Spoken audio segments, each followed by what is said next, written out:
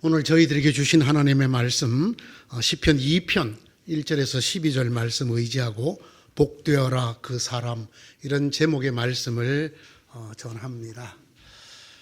먼저 누구나 다 잘 아는 아주 뻔한 이야기로부터 시작을 하려고 합니다. 시편은 150편으로 되어 있는 시 모음집이죠. 150편. 그 중에 시편 1편과 2편은 어디에 있을까요? 시편 중에 시편 1편, 2편은 어디에 있을까요? 시편 제일 앞머리에 있죠. 그래서 1편, 2편이라고 하는 거잖아요. 그죠? 뭐 또 심각한 질문을 하는가 해서 이렇게 내가 처음에 이랬잖아요. 누구나 아는 뻔한 얘기를 하겠다고. 예. 그러나 여러분, 이게 뻔한 얘기가 아니기 때문에 제가 이 질문으로 시작을 하는 거거든요.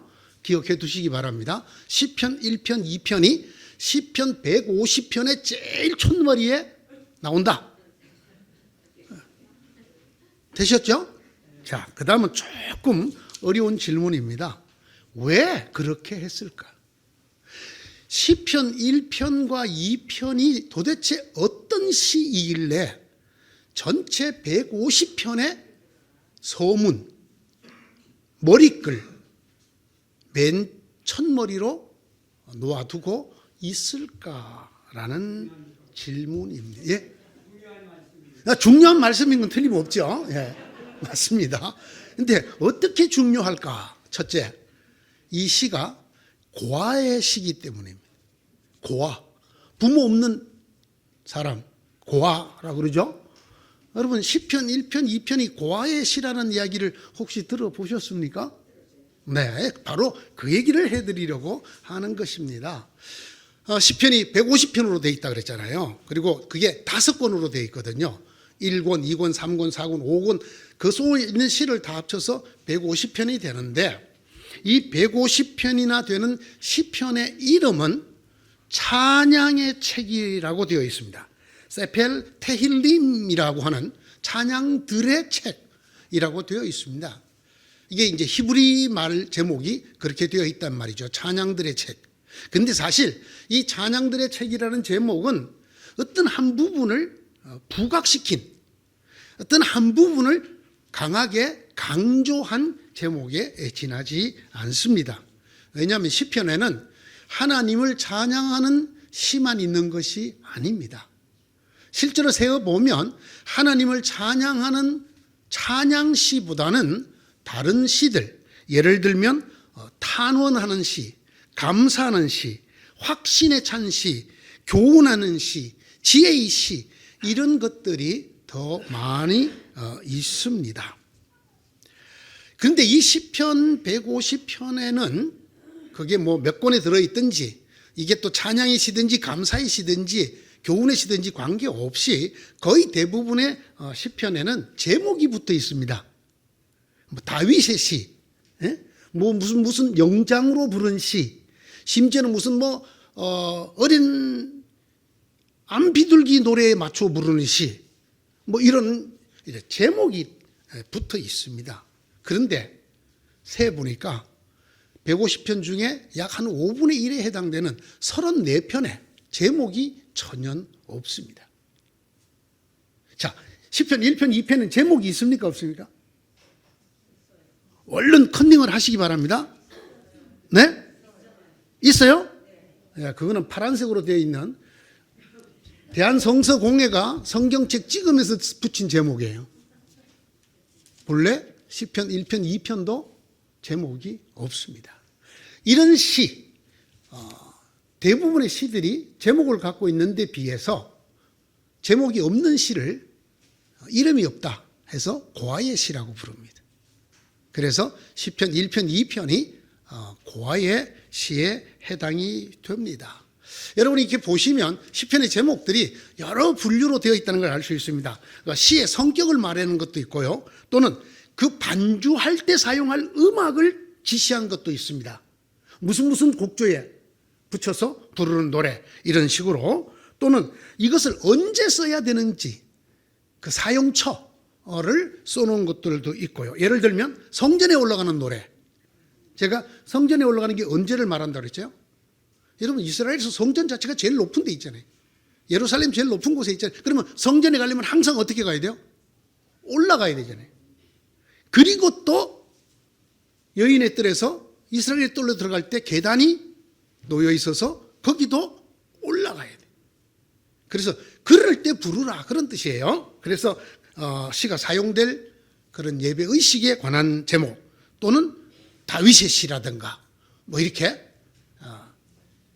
저자의 이름이라든가 또는 그 시가 실렸던 본래 시집 이름이라든가 이런 것들로 된 제목들이 있습니다. 그런데 시편 1편과 2편처럼 제목이 없는 시, 그래서 이름이 없는 시, 과의 시가 34편이나 있습니다. 자, 이 과의 시라는 것을 시편 1편, 2편이 과의 시라는 것을 알게 됐는데 그러면 질문이 또 있습니다. 하필이면 왜 이름도 없는 이 시를 시편 150편에 서론으로 머리글로 쓰고 있을까라고 하는 것입니다. 네, 그 이야기 하기 전에 이 시편 1편, 2편과 관련되어진 다른 이야기를 좀 해보겠습니다. 제가 앞서 시편 1편, 2편이 고아의 시라고 말씀드렸죠. 그런데 고아의 시는 34편이라고 있지만 유독 시편 1편과 2편만을 가리켜서 부르는 이름이 있습니다. 그게 뭐냐면 쌍둥이 시라는 것입니다. 쌍둥이 시. 시편 1편은 본래 2편과 쌍둥이라는 것입니다. 그래서 지금처럼 시편 1편, 2편으로 나누는 것이 부자연스럽고 시편 1편과 2편을 한 편으로 보는 것이 훨씬 더 자연스러운 그런 시라는 것입니다. 근데 지금 따로 떼어놨잖아요. 그러니까 뭐라고 이름 붙이냐? 쌍둥이다. 이렇게 이름을 붙였습니다. 이 시편 1편과 2편이 본래 하나의 시였을 것이라고 생각하는 몇 가지 이유가 있습니다. 첫째는 주제가 똑같습니다. 주제가. 시편 1편과 시편 2편의 주제가 똑같습니다. 혹시 여러분 시편 1편의 주제가 뭔지 아시는 분이 계십니까? 1절에 나와 있습니다. 복 있는 사람은, 이게 이제 오늘 설교 제목이에요. 복되도다 그 사람. 이렇게 되어 있어요. 복되도다 그 사람. 그러면 여기서 얼른 힌트를 눈치채셔야 됩니다. 시편 2편의 주제는 뭘까요? 제가 시편 1편과 2편이 뭐라고 그랬어요? 쌍둥이라고 그랬죠? 시편 1편의 주제가 복 있는 사람이에요. 복되도다 그 사람이에요. 그럼 시편 2편은 주제가 똑같이 복 있는 사람. 같다고 그랬잖아요, 주제가. 그렇죠? 그래서 시편 1편과 2편은 똑같은 주제, 복되어라 그 사람이라는 주제로 되어 있습니다. 그뿐만 아니라 내용이 연결되어 있어요. 연결되어 있고 점층법이라고 그러죠. 이렇게 갈수록 강하게 얘기하는 그렇게 되어 있어요. 여러분 시편 1편은 뭐로 되어 있죠? 악인과 의인, 악인과 의인으로 되어 있습니다. 그죠? 복 있는 사람은 악인의 꾀를 쫓지 아니하고 이렇게 악인. 그러나 의로운 사람은 그렇지 않아. 시냇가에 심은 나무처럼. 그래서 의인은 하나님의 회의에 들고 악인은 들지 못한다. 그래서 악인과 의인이라는 구조로 만들어져 있습니다. 그런데 시편 2편으로 넘어오면 오늘 제가 읽은 것처럼 세상의 왕들이 등장을 해요. 세상의 군왕들이, 문나라가. 그런데 이 등장하는 나라와 군왕들이 뭘 하는가 하면 하나님을 대적하는 거로 나타나요. 자, 1편에서는 의인과 악인의 대립구조로 되어 있었어요. 근데 이것이 점층적으로 발전해서 2편에 오면 세상의 권력과 하늘의 권력의 대립구조로 쓰고 있다라는 말입니다. 시편 1편에 복 있는 사람은 악인을 따르지 않는 사람이에요. 시편 2편에 복 있는 사람은 세상 왕들, 세상 권세, 하나님을 대적하는 세상 권세를 따르지 않는 것을 말하는 것이에요. 세 번째로 이 1편과 2편이 하나라고 보여지는 가장 결정적인 단서는 이 둘이 양괄식으로 쓰여져 있어요. 참 어려운 말 오늘 많이 쓰네요. 점층법이라든가 양괄식. 양괄식이 뭐예요? 이쪽에 괄호 하나, 이쪽에 괄호 하나. 이렇게 해서 이렇게 묶어놓은 걸 말해요. 주제가 제일 앞머리 하나, 제일 끄트머리 하나 해서 전체를 주제로 딱 묶고, 그래서 괄호가 몇 개? 2개. 양괄, 두괄, 미괄. 이렇게 딱 짜여져 있어요. 1편과 2편이. 자, 보십시오. 1편 1절이 뭐라고요? 복되어라 그 사람. 그죠? 복 있는 사람. 2장 끝절, 2편 끝절 12절은 뭐라고 되어 있을까요? 제일 끝부분에 모두 다 복이 있도다. 이것도 역시 복되도다 그 사람. 이렇게 되죠. 그러니까 시편 1편과 2편을 모아놓고 보면 복되도다 그 사람, 악인의 길을 따르지 않는 자요, 하나님을 대적하는 세상의 권세를 따르지 않는 자요, 복되도다 그 사람, 이렇게 되어 있는 거예요. 그러니까 이걸 둘을 한꺼번에 읽으면 자연스러운 한 편의 시, 아주 못 떨어진 한 편의 시예요. 그런데 이걸 지금처럼 띄워놓고 읽으면 어색한 쌍둥이가 되고 만다라는 이야기입니다. 이래서 시편 2편과 1편은 쌍둥이의 시라서 본래는 하나의 시라고 합니다. 이 시편 1편과 2편, 본래 하나라고 생각하는 이 시편의 또 다른 이름이 하나 있어요. 그게 뭐냐면 시편의 서론이라는 이름입니다. 시편의 서론. 150편이나 되는 시편의 서론이다. 또는 총시의 제목이다. 전체 시의 시편의 제목이다. 여러분, 각각의 시에도 제목이 있는 게 많다고 그랬죠? 그러나 이 시편 1편, 2편, 본래 하나로 생각되어지는 이 시는 이 150편의 시를 전체를 뭉뚱그리는 이름이고 서론이라고 불리고 있습니다. 그리고 바로 이것이 시편 1편과 2편을 시편 맨 앞머리에다가 놓은 까닭입니다. 자, 이름도 없는 고아의 시를 제일 앞에 놓은 이유는 이 시가 전체의 제목이 되기 때문에 이 시에는 제목이 없는 거예요. 무슨 말인지 알아들으셨어요? 이 시편 1편, 2편을 전체의 제목으로 삼을 것이기 때문에 이 각각의 시에는 제목이 필요가 없는 거예요. 시편 1편, 2편 그 자체가 제목이라는 말입니다. 그러면 시편 1편, 2편을 통틀어서 보여주는 시편 전체의 서론, 시편 전체의 제목은 무엇일까요? 그것은 다름 아닌 시편 1편, 2편을 양쪽에서 괄로 치면서 묶고 있는 주제, 오늘의 설교 제목인 복되어라 그 사람입니다. 그러므로 우리가 이렇게 말할 수 있다는 것이죠. 시편 전체의 주제가 무엇이냐? 시편 전체의 제목을 어떻게 잡을 수 있느냐? 복되어라 그 사람들. 이렇게 잡을 수 있도록 만들어진 것이 시편이고 시편 1편과 2편이라는 말씀입니다. 복되어라 그 사람, 복되어라 그 사람들. 이것이 시편 1편, 2편을 통해 보여주는 시편 전체의 주제의 제목인데 그들은 어떤 사람을 복되다고 말하고 있는가? 이 시편 전체를 대표하는, 아우르는 서론이요 제목으로서 시편 1편과 2편은 어떤 사람을 복된 사람이라고 말하느냐? 먼저 시편 1편입니다. 시편 1편. 시편 1편은 너무나 잘 압니다.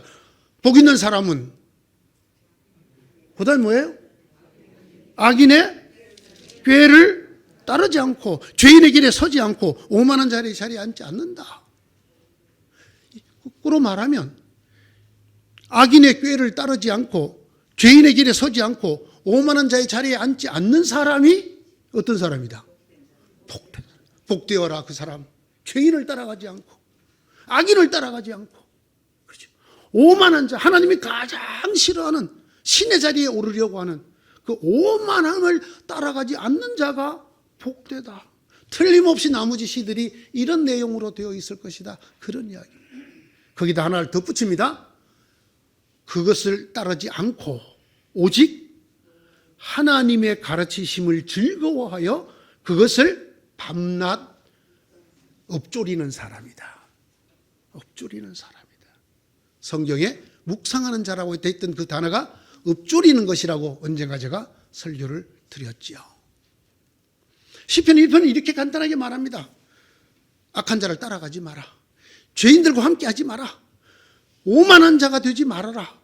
대신 하나님의 가르침을 즐거워하고 그것을 네 입술에 두고 마음에 두어라. 그러면 뭐가 된다? 복 있는 사람이 된다. 그러면 사람들이 복되어라 그 사람이라고 할 것이다. 그러면 이 편은 뭐라고 말하고 있을까요? 시편의 2편은 주제가 끝에 있다 그랬죠. 그래서 1편 1절과 2편 12절이 이렇게 감싸고 있다 그랬잖아요. 그럼 제일 끝을 보면 알겠네요. 얼른 우리가 봅니다. 뭐라고 되어 있어요? 주님께 몸을 피하는 사람은 모두 복이 있다. 주님을 의지하는 사람은 모두 복이 있다.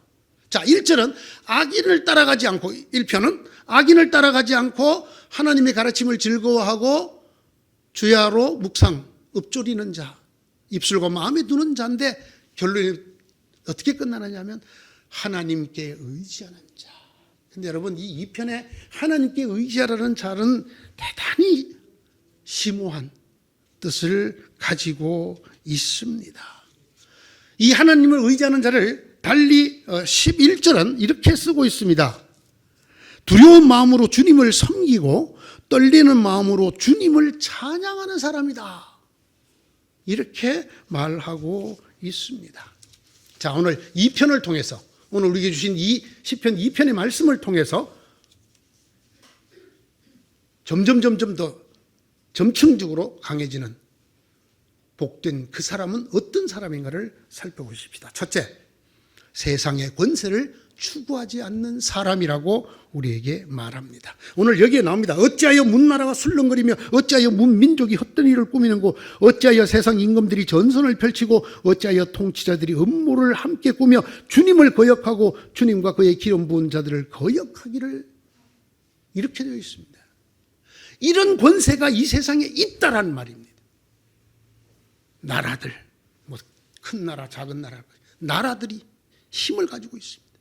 그것을 통치하는 사람들, 권력의 저 위에 있는 사람들, 이런 세속적인 힘, 이런 힘을 따라가지 않는 사람, 그것을 추구하지 않는 사람이 시편 2편이 말하는 복되어라 그 사람입니다.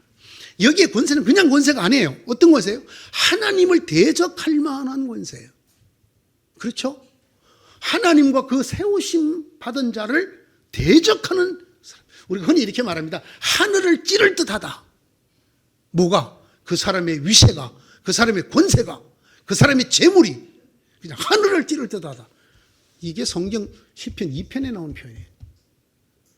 하늘을 찌를 듯한, 우리 눈에 보이는 이 땅의 이 엄청난 힘들, 경제력이든지 권력이든지 무엇이든지 우리가 갖고 싶어하고 추구하고 싶어하고 모든 사람이 그쪽을 향하고 그쪽으로 달려가고 싶어 하는 그 세상의 힘들, 그 힘들이 하늘을 찌를 때, 하늘이 없는 것처럼 보이고 그런 힘만 보일 때, 조금 더 나아가서 그 힘들이 하나님을 제거하고 하나님을 대항하고 하나님을 끌어내리려고 할 때 거기에 휩쓸리지 않는 사람을 말합니다. 정말 세상의 과학이, 지식이, 경제가, 의술이, 권력이 하늘을 찌를 듯하고 하늘을 뒤덮어서 하나님이 어디 있느냐고 이렇게 서슴없이 말할 수 있는 그때에 저런 일들이야말로 하나님이 하늘에서 웃으실 일이다. 하나님이 하늘에서 그들을 비우셨을 일이다. 그리고 마침내 하나님께서 분노하시고 그들을 심판하실 일이라고 생각하면서 하늘을 뒤덮고 하늘을 찌르는 그 권세에 휩쓸리지 않는 사람. 두 번째, 이 시편 2편이 말하는 복되어라 그 사람은 입맞춤을 잘하는 사람이에요. 입맞춤. 어디에 나옵니까? 그런 얘기가 12절에 나옵니다. 12절 뭐라고 되어 있어요? 그의 아들에게 입맞추어라. 여러분, 우리 이 입은 용도가 참 여러 개가 있어요. 밥도 먹어야죠. 물도 마셔야죠. 때로는 숨도 쉬어야죠. 손이 추우면 호흡 불어야죠. 더운 것은 불어서 식혀야죠. 뿐만 아니라 입 맞출 때도 써요. 입 맞춘다, 사랑한다, 인정한다 라는 표시로 인간은 입을 맞춥니다. 참으로 복된 그 사람은 하나님이 세우신 메시아, 하나님께서 내가 오늘 너를 낳았다라고 말씀하시는 하나님의 아들. 여러분, 이 얘기가 벌써 시편 2편에 나와요. 이 아들에게 영접의 입을 맞추는, 영접의 입을. 어떤 사람이 또 입 맞추라 그러니까 아주 에로틱하게 생각하는 그런 게 아니고 영접의 입 맞춤. 나의 왕이요, 나의 구세주요, 하나님이 낳으신 하나님의 아들이요 하고 그의 입을 맞추는. 어디에 맞춘다고 되어 있냐면 본문은 그의 발에 입을 맞춘다. 꿇어 엎드려서 그 발등에 입을 맞추는. 다른 말로 하자면 하나님이 세우신 하나님의 아들 구세주 메시아를, 예수 그리스도를 영접하는 자를 말합니다. 요한복음 1장 12절에 그 이름을 믿는 자, 곧 그 이름을 영접하는 자. 그게 뭐냐? 하나님이 세우신 그 아들 메시아 구세주를 무릎 꿇고 그 팔에 입을 맞추어 영접하는 사람, 그가 진실로 복된 사람이라고 시편 2편이 말씀하고 있습니다. 세 번째, 시편 2편이 말씀하는 복된 그 사람은 예수 믿는 일을 사슬로 여기지 않고 신앙을 족쇄로 여기지 않는 사람입니다. 3절이 이렇게 말합니다. 이 족쇄를 벗어 던지자, 이 사슬을 끊어버리자 합니다. 뭐라고 하면서 그렇게 하느냐 하면은 주님을 거역하고 주님과 그의 기름 부음 받으니, 기름 부음 받으니 메시아라는 단어죠. 하나님과 하나님이 보내신 메시아를 거역하며 말하기를 이것들은 다 우리를 얽어매는 족쇄요 사슬이다 이렇게 말합니다. 어디서 많이 들어본 얘기 같지 않습니까? 현대의 소위 지성인들이 기독교 좌파까지 포함해서 이렇게 말합니다. 신앙은 족쇄다. 구원자 운운하는 것은 인간을 얽매는 사슬이다. 우리는 우리 스스로를 구원해야 한다. 하나님이 보내신 분이 우리를 구원한다는 말은 족쇄요 사슬이다. 끊어야 한다. 여러분 많이 듣던 얘기잖아요. 많이 듣던. 올겨울에 말이죠. 대한민국에 굉장히 눈에 띄는, 영적으로 굉장히 눈에 띄는 일들이 벌어졌어요. 제가 두 가지만 말씀을 드리겠습니다. 이 첫째는 작년에 방영한 드라마입니다. 수리남이라고 하는 드라마입니다. 그 수리남의 마약 왕이 나오죠. 그 마약 왕의 겉으로의 직업이 뭡니까? 목사예요. 아예 대놓고 목사라고 나옵니다. 그곳에서 같이 악을 도모하는 사람의 이름이 전도사입니다. 여러분, 지금 이 사회가 기독교를 어디까지 끌어내리고 기독교를 이 땅에 있게 하신 하나님과 그 구원자 예수 그리스도를 어떻게 폄하하고 무시하고 망가뜨리려고 하는지가 보여지는 드라마라고 저는 생각을 합니다. 이 드라마 때문에 열받은 사람이 저보다 먼저 수리남 사람들이라고 그래요. 그 제목이 수리남이라는 나라 이름이거든요. 그래서 우리가 마약의 나라냐? 이렇게 항의를 했다고 합니다. 그러나 여러분, 저는 그보다 더 심각한 영적인 징후를 발견합니다. 그게 뭐냐? 이제 한국 사회가 대놓고 하나님과 하나님을 전하는 자들을 마약 왕으로 끌어내리고 망가뜨리고 있다라고 하는 것입니다. 또 하나는 아주 사람들이 얼른 눈치채지 못할 변화인데요. 특히 연말에 일어났습니다. 여러분, 올 연말에 크리스마스 세일이라고 붙여 있는 백화점을 보신 적이 있습니까? 여러분이 가는 마트에 성탄 세일, 크리스마스 세일이라고 붙은 데를 본 적이 있습니까? 아예 신문이 그렇게 썼어요. 올해는 그게 다 없어졌다. 대신 뭐라고 썼다고요? 홀리데이 세일, 휴일 세일, 이렇게 바꾸었대요. 시즌스 세일. 12월 25일이 무슨 날입니까? 크리스마스잖아요. 크리스마스라고 부르지 않는다는 거예요. 뭐라고 불러요? 미국은 하누카 데이라고 불러요. 이스라엘 백성들이 성전을 탈환했던 날이 12월 25일입니다. 그 성전을 탈환하고 성전에 다시 불을 지폈는데 기름이 3일치밖에 남아있지 않았는데 일주일 동안 꺼지지 않고 탔다. 이런 전설에 의해서 7가지로 만들어진 등에 불을 켜고 그날을 빛의 축제로 즐기는 날이 하누카 데이입니다. 미국은 공식적으로 크리스마스 세일이라는 말을 쓰지 못하게 이미 오래됐습니다. 대신 뭐를 쓸 수 있어요? 할리데이, 할리데이스, 여러 축일 중에 하나. 여러분, 지금 불티나게 팔리는 카드는 하누카 카드입니다. 해피 하누카, 빛인 하누카. 백악관에서 12월 25일에 유대 랍비들과 함께 하누카 촛불을 밝힙니다. 기독교를 없애려고 하는, 하나님이 친히 보내시는 구세주 하나님의 아들 예수 그리스도가 태어난 날, 그날을 없애려고 크리스마스라는 말을 쓰지 못하게 하는 일들이 미국에서만 있는 줄 알고 제가 인터넷 방송에 이것에 대한 이야기를 자세히 올린 적이 있는데 드디어 한국에도 사라졌어요. 한번 보십시오. 신문에 이렇게 썼어요. 딱 한 군데, 이랜드만 성탄 세일이라고 썼다.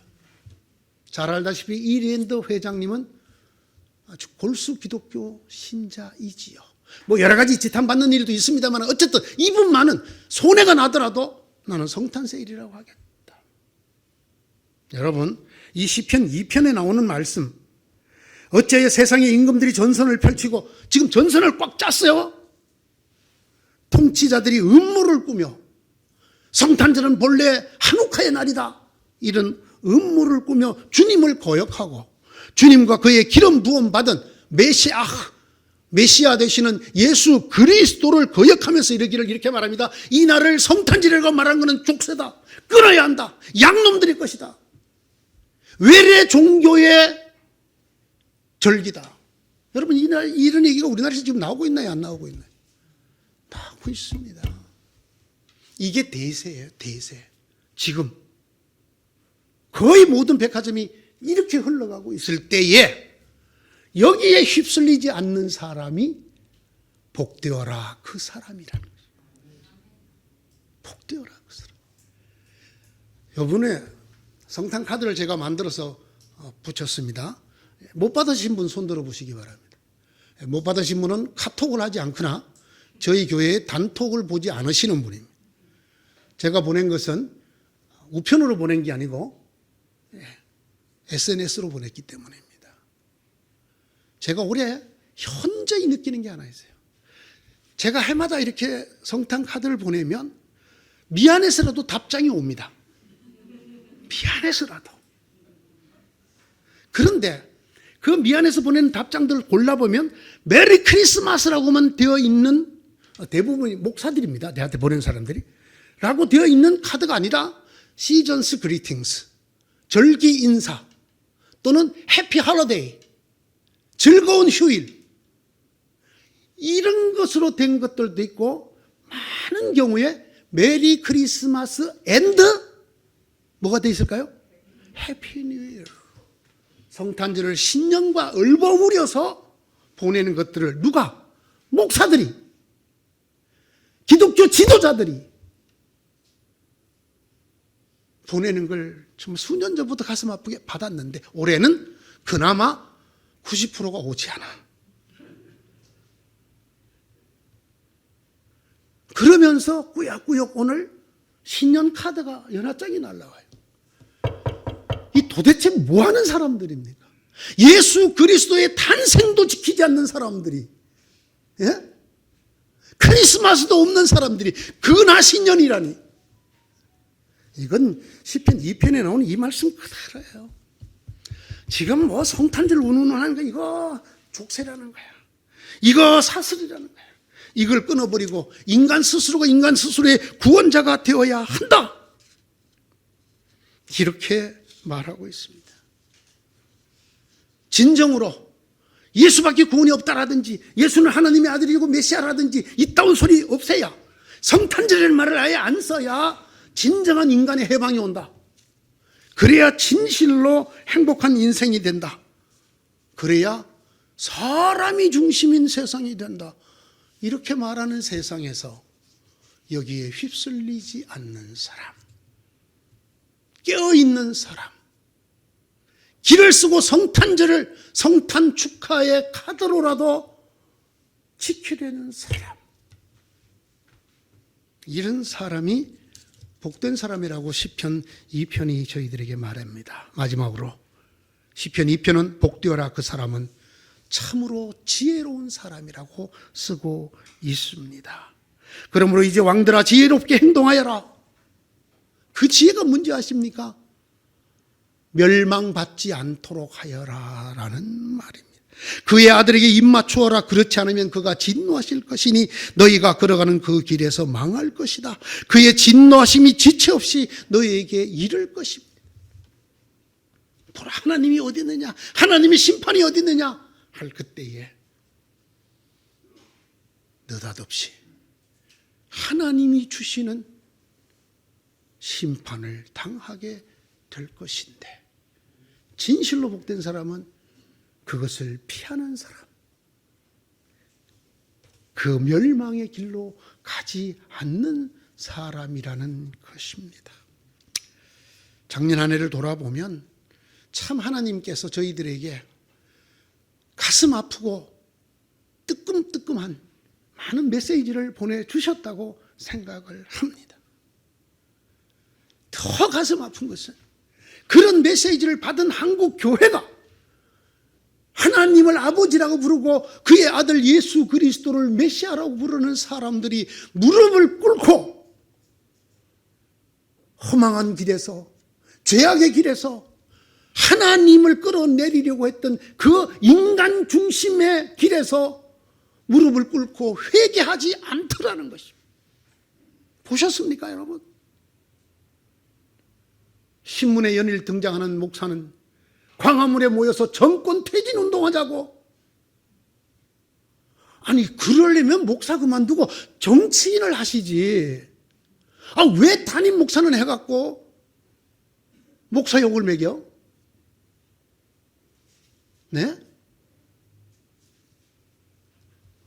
어느 한 교회가 생때 같은 우리 아들들이, 딸들이 150명이나 짓밟혀 죽은 날에 무릎을 꿇고 우리 죄로소이다, 우리 죄로소이다, 하나님 저희를 치소서 하는 교회 보셨어요?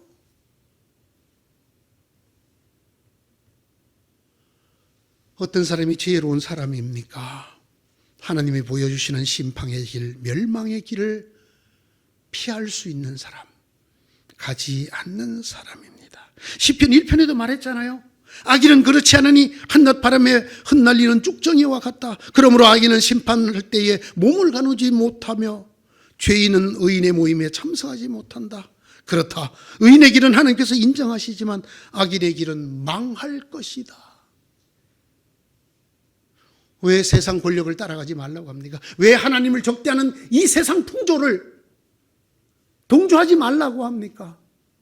왜 그 아들 예수를 그리스도라고 메시아라고 말하고 그 앞에 무릎을 꿇고 입 맞추라고 합니까? 이것이 서양 종교의 굴욕적으로 우리가 정복당하는 일입니까? 이 뒤에 하나님의 비웃으심과 하나님의 심판과 하나님의 분노가 있습니다. 지혜로운 자는 그것을 볼 줄 아는 자입니다. 그것을 피하는 자입니다. 복되어라 그 사람. 그 사람은 이 세상의 현상 너머로 하나님의 길, 심판의 길이 아닌 평강의 길, 우리를 분노하실 길이 아닌 자비하실 길로 가게 하는 것입니다. 사랑하는 성도 여러분, 흔히 오늘을 새해의 첫날이라고 말을 합니다. 한 해를 다짐하고 기도와 각오를 새롭게 하는 날이라고 합니다. 무엇을 하면 좋을까요? 왜 시편 1편과 2편을 이 장대한 150편에 되는 시편 제일 첫머리에 갖다 놓았을까? 마침 첫날이지 않습니까? 이 시편 첫머리를 좀 읽어보자는 것입니다. 이 첫머리를 통해서 하나님이 우리에게 무엇을 말씀하시는지를 좀 첫날 들어보자는 것입니다. 무엇입니까? 놀랍게도 축복이에요. 복되어라 그 사람.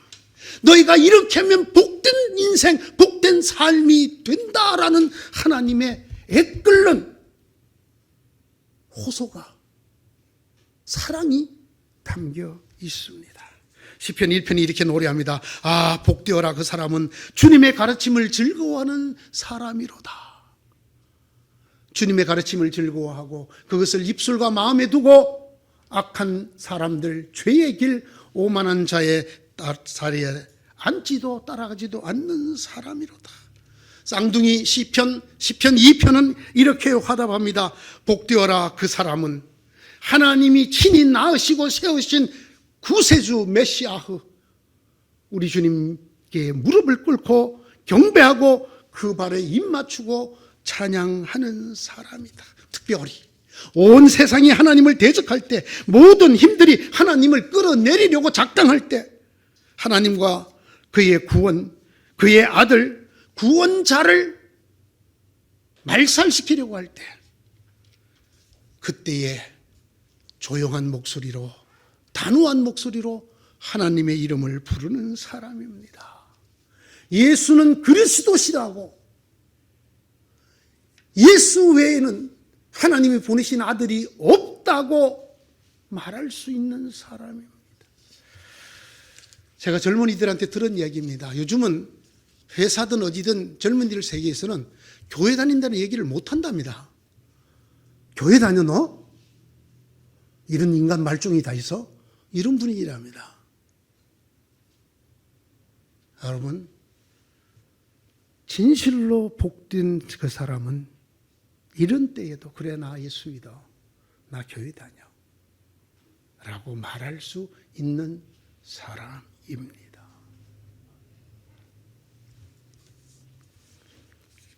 다시 말씀드립니다. 온 세상이 하나님을 대적할 때, 모든 힘이 하나님이 어디 있느냐고 말하며 무신론으로 끌어내리려고 할 때, 하나님의 구원과 그의 아들 구원자를 흔적도 없이 없애려고 할 때, 온 세상이 그럴 때에도 입을 열어 나의 주님, 나의 하나님 하고 고백할 수 있는 사람.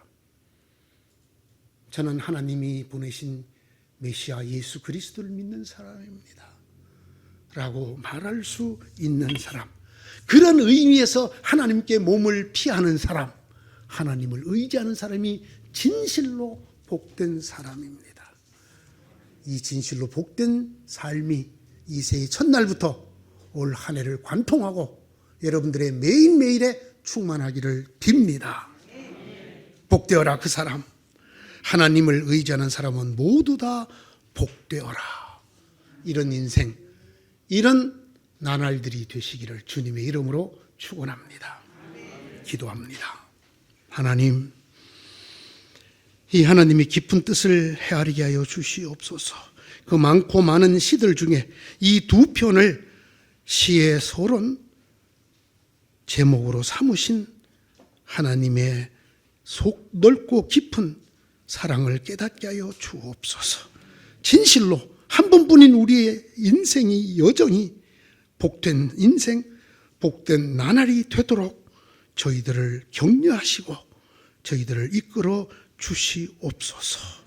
주님, 길을 쓰고 악인들의 꾀를 따르지 않고 죄인의 길에 서지 않고 오만한 자의 자리를 피하며 하나님의 가르침을 귀 기울여 들으려고 애쓰고 할 수 있는 대로 마음에 새기고 입술에 두려고 애쓰는 사람 되게 하여 주시고 온 세상이 결탁하여서 이 땅에 있는 모든 힘들이 하나님을 끌어내리고 하나님을 지우고 가리고 하나님의 이 이름을, 그 하나님이 세우신 구원자 예수 그리스도의 이름 입 밖에도 내지 못하게 하는 세상 속에서도 조용하나 단호하게 나는 그분을 그리스도로 믿는 사람입니다. 주님은 나의 하나님이십니다. 이런 고백과 더불어 하나님께 의지하는 사람 되게 하여 주시옵소서. 온 세상이 그리 아니한다 할지라도 진실로 우리는 하나님께로 피하는, 하나님께 의지하는 복되어라 그 사람, 그가 우리가 되게 하여 주옵소서. 예수님 이름으로 기도드리옵나이다.